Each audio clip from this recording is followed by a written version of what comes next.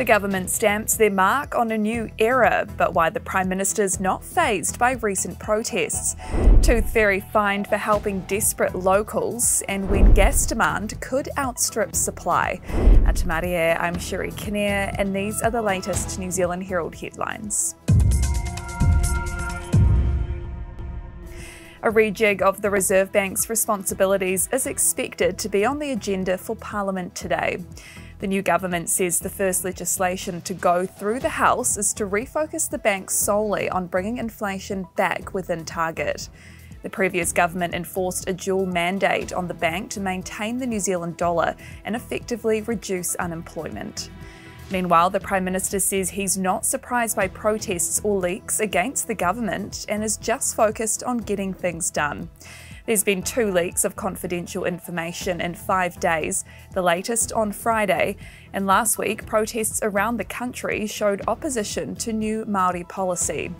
Chris Luxon says his is a different government from the previous one, but he has a clear mandate from the public. He says he understands it's an adjustment for everyone because they have a different mode and philosophy from the past government. The Tooth Fairy of Kaikohe has been fined after her low-cost denture service created smiles but broke health rules.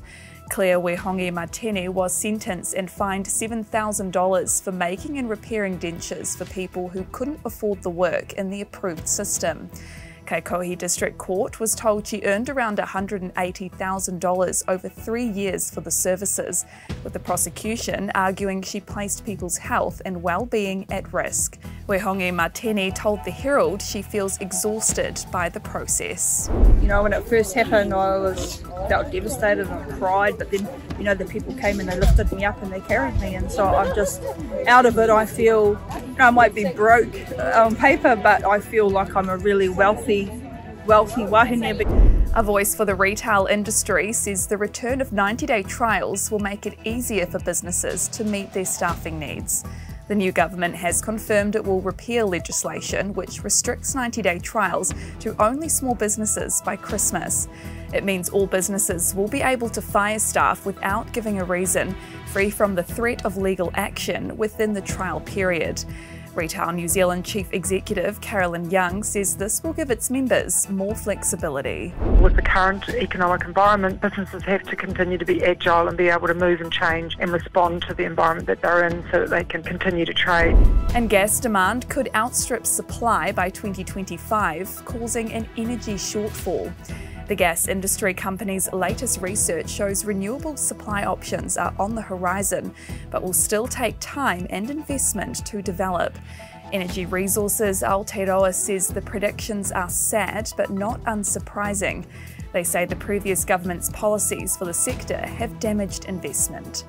And those are the latest New Zealand Herald headlines. For more news worth knowing, head to nzherald.co.nz. Kia pai te rā.